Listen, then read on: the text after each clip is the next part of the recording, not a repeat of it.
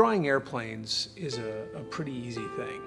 And the reason it's easy is because airplanes are very well defined, especially historical airplanes, because they fit into a certain space. You know, they got a length, a width, a height, and they got a curve that either happened or it didn't, or a marking was a certain color, or a rivet was there or it wasn't.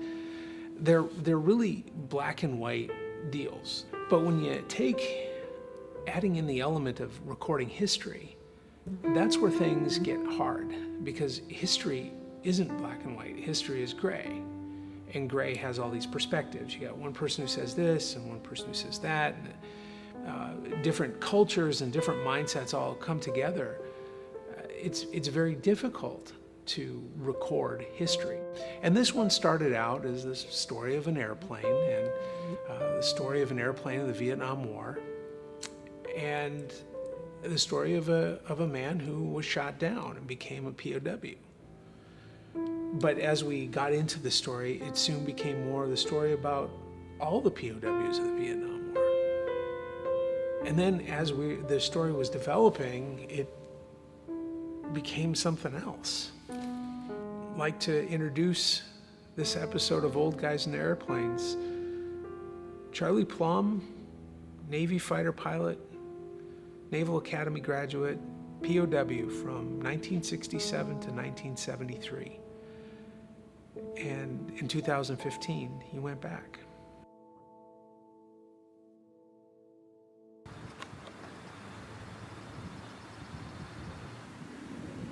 I was shot down very near Hanoi. I was shot down, our target was a truck park, a Benzium truck park. And it was very close to the city. I mean, the bad news was, at the time, they told us it was the most heavily defended city in the world. They had more anti-aircraft artillery and more missiles, SAM, surface-to-air missiles, around that city of Hanoi than any place in the world. And so we were flying into a real hornet's nest.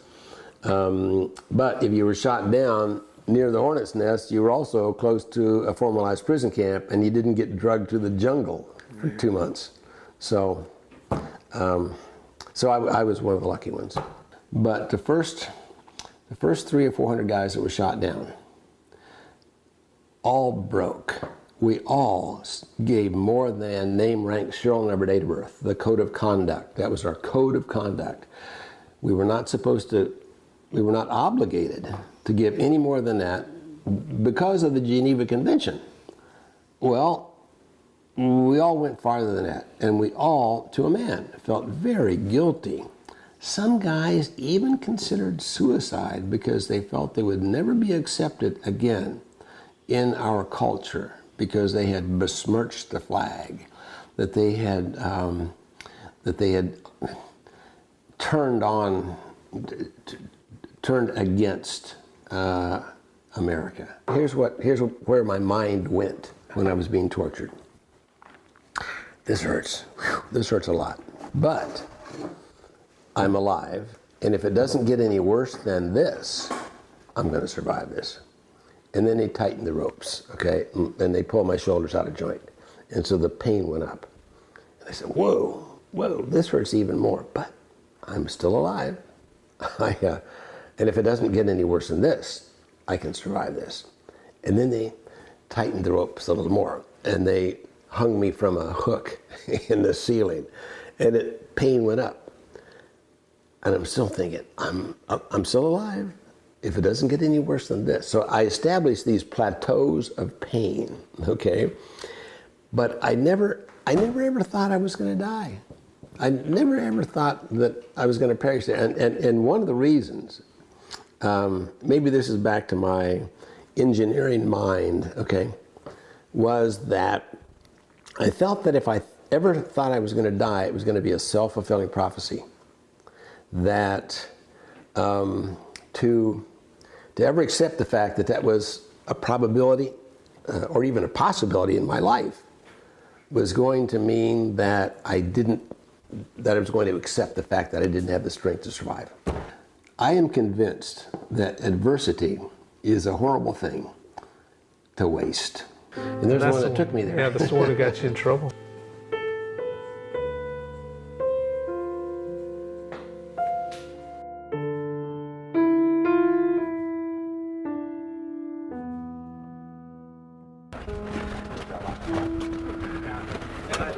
Sure. I'm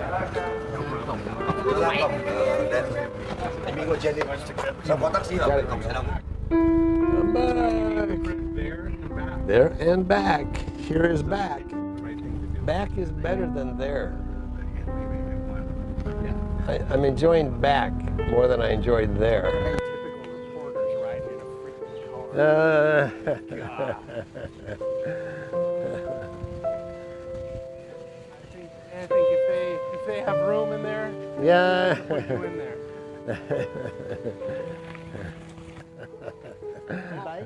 How are you?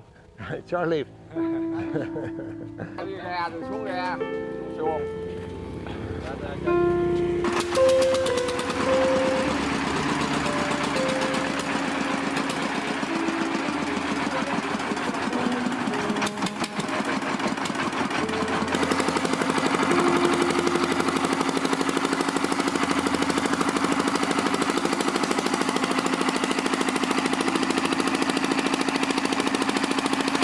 John Mollison. I interview old guys, I draw their airplanes, and I get myself in trouble.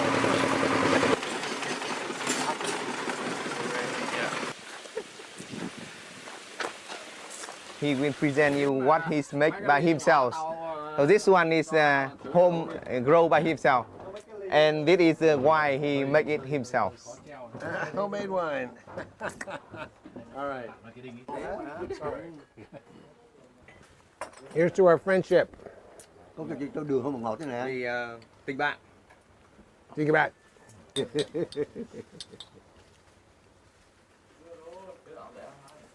Súng bên này rơi bên kia rơi thì mới tính là một trận, chứ còn có bắn nhau thì mới tính, còn nếu mà gặp chào nhau là không tính một trận. Không tính là một trận. So I had fly many times, have many sorties, but I don't count it as a battle. I only count as a battle if only I fly up and I see you and then I go back. It's not a battle. Okay. I only count as battle if we fire touch each other. Okay. And someone down. All right. Thank you. It's the very first. Không có quyền này.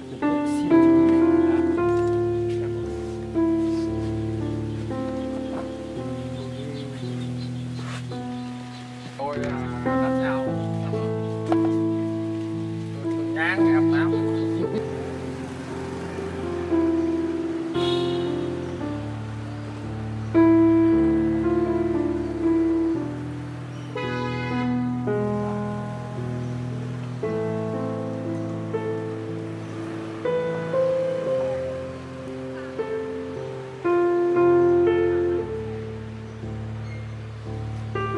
When you were shot down, what do you figure you were shot down by?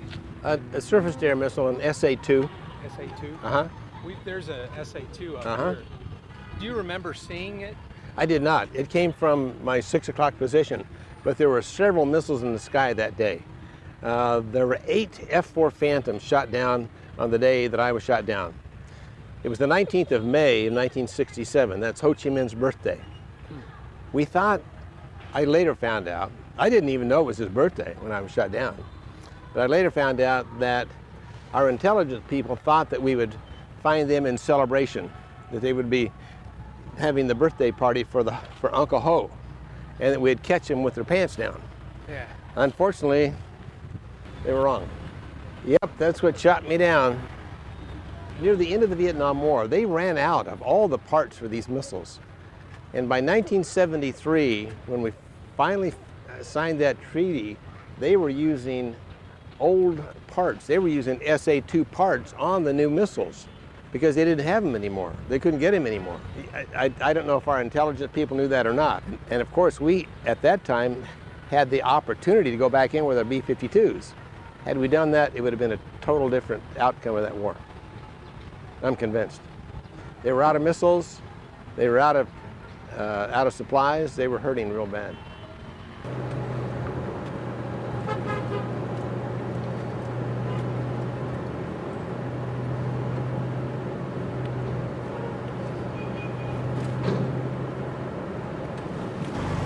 Oh, there's a There's a bunch of uniforms. Any of those uniforms and colors? Yep, saw a lot of those. Were the guards ever nice? Only when they were brand new. The very brand new guards that had not been indoctrinated were somewhat human toward us. One we call Babyface, and they were all very young and very immature. And one looked like he was 13 years old. And you know, all of them were about this high. 12. And they had, this guy had a bayonet which was probably 18 inches above his head on his rifle. And he was somewhat nice to us. So what does nice mean? Well, you know, he would smile. He would occasionally bring cigarettes. He seemed to have some sympathy toward us. Then he disappeared for a few weeks. We assumed they took him to some kind of training, and he came back and was just as mean as the other guys. It was really interesting the way they seemed to be able to turn their people on and off like a switch. It's really kind of unnerving.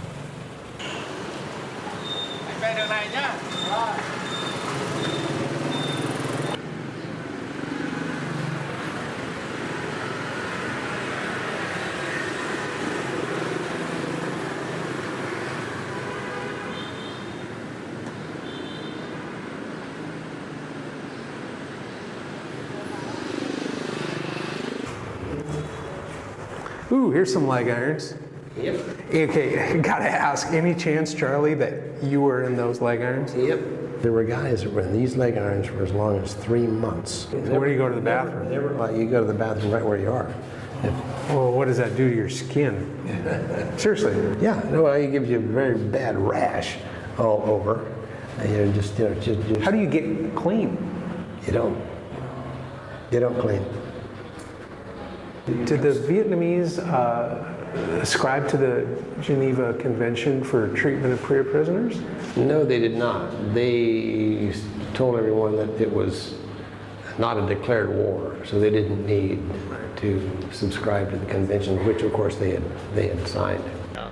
Yep. So times have changed. How could I ever imagine 50 years ago that the torture rooms would be turned into a souvenir shop? But there is a room with a hook in the center of the ceiling, and the hook had a chain, and that's when we were tortured. Part of the torture was to hang us from that hook. That was part of it. How would they hang you from Well, it started out with shackles on our ankles and manacles on our wrists behind our back. And they took a line and they would wrap one elbow to the other. The elbows are actually touching behind your back. Then they would take a line from the shackle up over your shoulders back down to your wrist. Then they tightened this rope. The end result was that your wrists were all the way up above your head. I could actually look up and see my wrists back there backwards. My shoulders were totally out of joint. They were twisted to where my wrists were up there. My feet were right up in my face like this, and I was wadded up like a human pretzel. Then they, to further that, they would take the rope, the line between our wrists now, and the bar that went through the shackles on our feet, and they would hang us with this rope on the hook and the chain from the hook. And so we would be hanging there, and that was part of the tortures. How long are you going to hang there? How long would you hang there? It seemed like hours, probably more like a few minutes. But they wanted you to talk. They wanted information, and they were going to let you hang there until you started talking.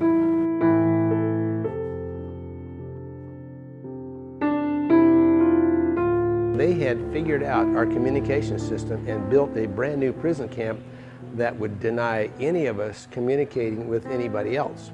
Within 48 hours, 150 guys knew the name, rank, serial number, date of birth of every other 149 guys in that prison camp. Our communication was amazing. We'd have a vent hole. We couldn't see into any other cell, but if you took a piece of mahogany, a little mahogany board, and you put earwax on it, you can make a mirror out of it. And so you could stick that mirror out the vent hole and adjust it so that you could see into your mirror and it could see into your buddy's mirror, and you could actually communicate by seeing each other either with a deaf-mute code or with a semaphore signal code or with a Morse code. Something to break a reflection, to give it a texture. Exactly. And so, and that was just one of the many ways we communicated. Well, I remember being there, and I remember the pain, I remember the frustration, the loneliness, the humiliation that I was undergoing. And, in one way, I'm very, very happy that it's all over. While I would never, ever choose to go through something like this, I recognize the value of it. Sure. And that I'm a better person because of it. When you go through an experience like this, one of the big advantages is you have the confidence to meet new challenges. And I feel and I hope that nothing in my life will ever challenge me as much as the challenge that I faced inside this cell. Every night we would tap.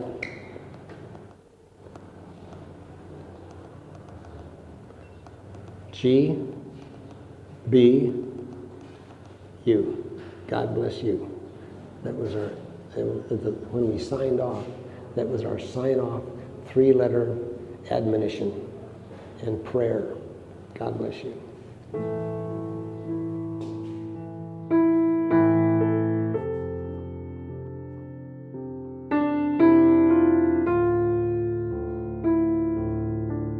I'm very happy to see you again and see that you're in good health.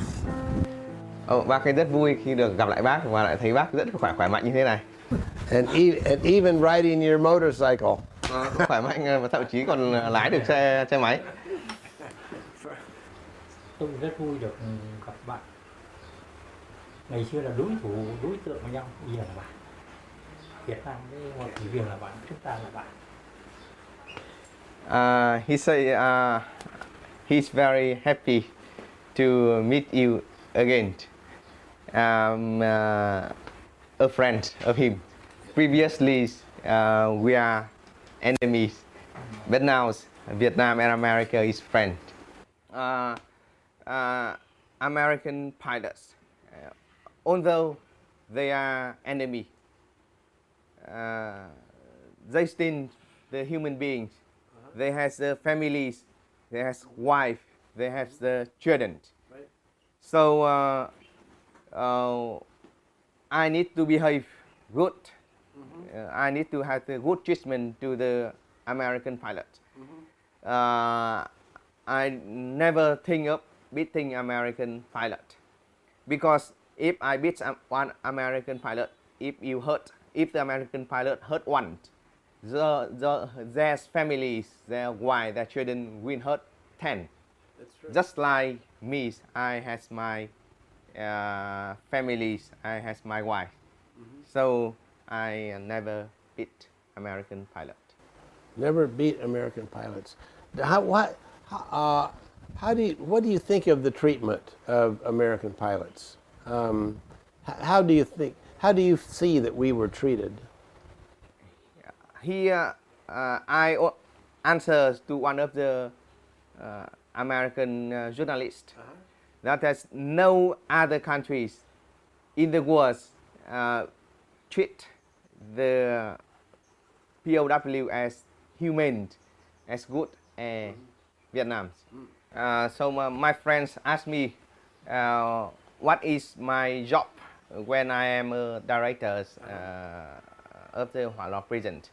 I say that my job is to ensure that the POW American pilots get the human treatment. There were several questions that we always had, and one was, why did you move us from one camp to another camp so many times? We never understood why. Hai là muốn để cắt đứt cái mối quan hệ của cá nhân các bạn cứ gõ thượng này. Thông tin nào? We tapped on the wall. Thông tin với nhau hả? And also is that's very true. And also is to cut the relation with other prisoner by knocking on the wall. gõ vào thế này, gõ vào tường nó này. Cho nên cứ You, phải gì you knew that we were phá cái đó đi. doing that. So that we had to move you around to destroy the connection with the friend. Now, why did you not want us to communicate with each other? Why did you keep us separated? Why couldn't we communicate with each other? Hai là vấn đề thông báo các bạn là bây giờ đấy, cái danh sách tù binh và cái số lượng phi công giam là chúng tôi tuyệt mật, không thể biết. Cho nên cứ người nọ thông người kia thì nó phải biết, cuối cùng có thể làm cho chính phủ biết toàn bộ phi công chúng bắt được bao nhiêu, chúng tôi phải giữ bí mật. The name of the prisoner and the number of the prisoner is a top secret. So when all the prisoner gathered together, they will know how many, and they will know their name. So that's maybe the American government. They know how many prisoner. So we need to keep that number, and the name is secret. I satisfied with what I have done in Malong. As the reality proof that the POW, when they return to America, they play very important roles in strengthening the relation between the two countries, to improve the good relation between Vietnam and America. I have some contribution to I has fulfilled the policies of the government to have the good treatment with the POW. So when they come back, they promote the relation between the two countries.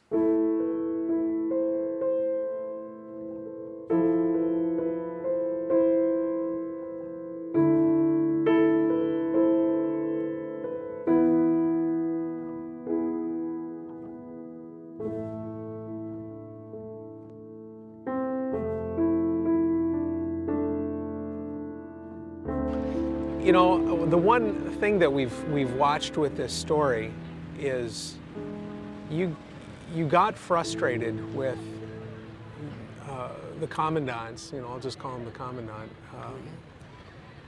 with his lack of admission, or his, you know, he believes a lie. It seems that he does. Were you expecting anything different? I was not.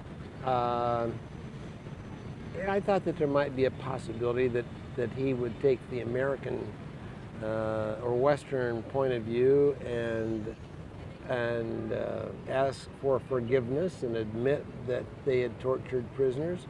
But it didn't surprise me either that he stuck to the party line. That was what I heard him say was exactly what I had heard for the 6 years I was here. It surprised me that he tried to make friends with me. That it seemed like so genuine, you know, that he touched me and he Hey, leaned across. It was almost a subservient bend. You know? It was, and that surprised me. I really had no idea that he would try to establish this mano a mano with me. And expect me to reciprocate, which pretty much I did. You know, I didn't deny him by any means, but when he opened up at things that I knew, you know, I was there. Not just one, but 5 or 6 major lies that I knew, and my buddies know, because we talk about this stuff. We know the truth, and 5 or 6 times he offered. He wasn't even answering our questions. He was offering the fact that they had never beaten an American, that all of our treatment was exactly equal, that whether they were senior or junior, or long-term or short-term, it was all equal to treatment, he said, across the board. Well, that is just so much malarkey. It's just, it absolutely was not true. So how do you establish a friendship with a guy that stands there and bold-faced, eyeball to eyeball, lies to you? Is it necessary to come clean? Is it necessary For Not you. to me. Not to me. Why not? No, I don't need that. Do you think it'd be better for him? Or does he need it? I don't think he needs it. He believes his lie. That's his world. I don't need his, I don't need his friendship for sure. I don't need his admission. I don't need his apology. It wouldn't make a bit of difference to me. It would be of interest, and it might, make me think that perhaps there is some hope for humanity. And so I suspect that Mr. Duet had been told these things over and over and over and louder and louder and louder until he actually accepted it, that he actually believed it. And that's all right. It's okay, but it's a lie, and if it's a lie, I can't trust it. The forgiveness issue is more of a survival issue. I am healthier today because I forgave that guy a long time ago. It's everybody wants to be an American. And got in a cab last night right here in Hanoi, and the guy said, "Where are you from?" We said, "America." He said, "Freedom." His eyes lit up. He said, "Freedom." This is a cab driver.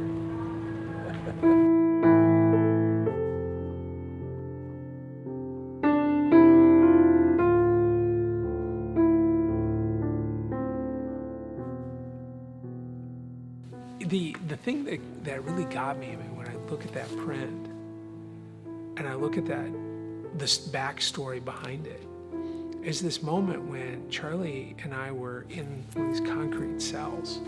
And they're small, they're not very big. You can almost do this, And I asked Charlie if he felt confined. And he paused for a minute, and then he gets his fingers out and he says, "You know what the smallest prison cell in the world is?" He said, "It's the 8 inches between your ears." I thought about that for a minute. And then he looked at me and he smiled and he said, "Let's get out of here."